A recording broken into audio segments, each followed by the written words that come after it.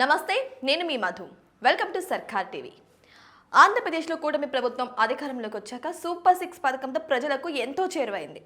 అయితే సూపర్ 6 పథకాలను కూడా ఎంతో సమర్థవంతంగా అమలు చేస్తూ వస్తుంది అక్కడ ప్రభుత్వం.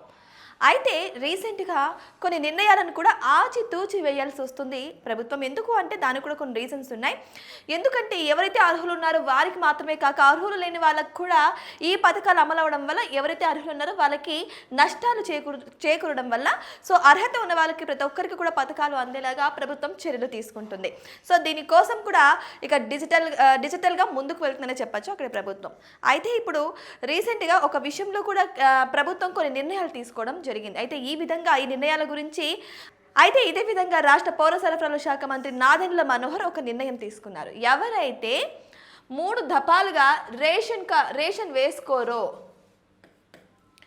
ఎవరైతే 3 నెలలుగా రేషన్ వేసుకోరో వాళ్ళ రేషన్ కార్డులు వర్క్ చేయవు, ఆ రేషన్ కార్డులు స్టాప్ అయిపోతాయి అని కీలక ప్రకటన చేశారు మంత్రి నాదెండ్ల మనోహర్. అయితే ఈ విషయంలో ప్రజలు ఏం భయపడాల్సిన అవసరం లేదు. అంటే 3 నెలలుగా ఈ విషయంలో ఎవరు బాధ్యులు కాకపోతే, అంటే 3 నెలలుగా రేషన్ల యాక్టివిటీ లేకపోతే ఆటోమేటిక్లీ రేషన్ కార్డులు అనేటివి బంద్ అయిపోతాయి అని నాదెండ్ల మనోహర్ అన్నారు. ఈ విషయం గురించి ప్రజలు ఏం భయపడాల్సిన అవసరం లేదు.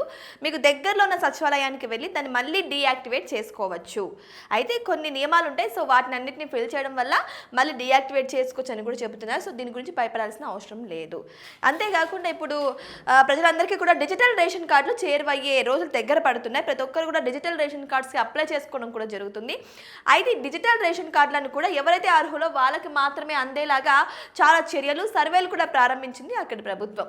అయితే అక్టోబర్ 31 వరకు ఉచితంగా రేషన్ కార్డుల పంపిణీ చేస్తున్నట్టు చెప్పారు ఆ డిజిటల్ రేషన్ కార్డులు. అయితే 31 తర్వాత ఎవరైతే మళ్ళీ రాలేదు, మాకు పెండింగ్లో ఉన్నాయని అనుకుంటున్నారో వాళ్ళైతే 35 రూపాయల రుసుము పే చేసి మళ్ళీ డిజిటల్ రేషన్ కార్డులు అయితే పొందవచ్చు.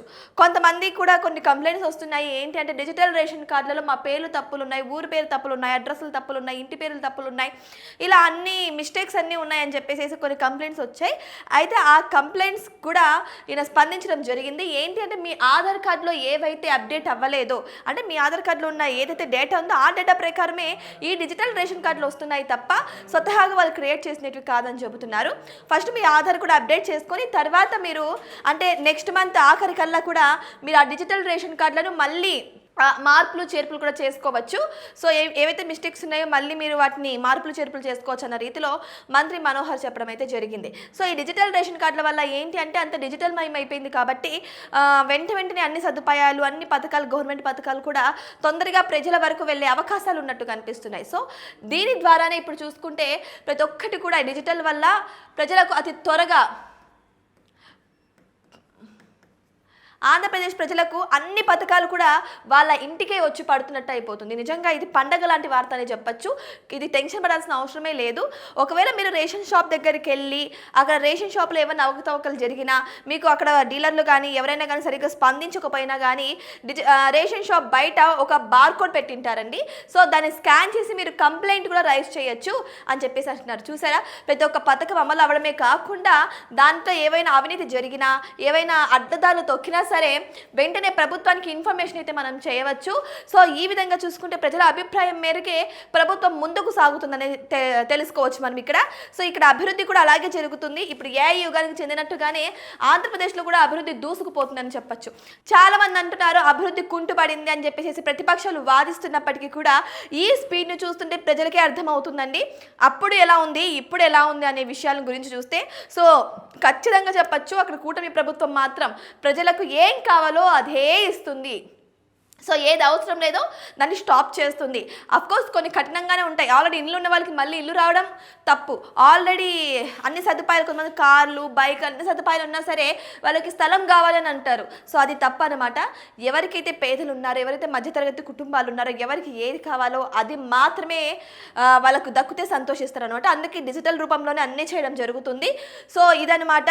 ఒకవేళ మీరు 3 నెలలు కానీ రేషన్ షాప్కి వెళ్ళకుండా రేషన్ ఎంచుకోకుండా ఉంటే అది యాక్టివేట్లో ఉండదు మీ రేషన్ కార్డు. సో భయపడాల్సిన అవసరం లేకోకుండా మళ్ళీ మీరు సచివాలయంలోకి వెళ్ళి దాన్ని యాక్టివేట్ చేయించేసుకోవచ్చు అనమాట. సో ఇప్పుడు అన్ని డిజిటల్ మయం కాబట్టి ప్రాసెస్ కూడా చాలా స్పీడ్గానే అందే అవకాశాలు ఉన్నాయి. కేవలం రేషన్ కార్డు విషయంలోనే కాదు, కుల ధృవీకరణ పత్రం కూడా మీ ఇంటికి వచ్చి మరి ప్రభుత్వ అధికారులు ఇవ్వడం అయితే జరుగుతుంది. సో ఈ విధంగా చూసుకుంటే ప్రభుత్వ అధికారులందరూ కూడా మీ ఇంటికి వచ్చి పథకాలన్నీ అందించడం అయితే జరుగుతుంది. మరి మీకేమనిపిస్తుంది దీని గురించి? మీ అభిప్రాయం ఏంటి? కామెంట్ బాక్స్లో కామెంట్ చేయండి. ఇటువంటి మరిన్ని ఇంట్రెస్టింగ్ అప్డేట్స్ కోసం మా ఛానల్ని సబ్స్క్రైబ్ చేసుకోండి.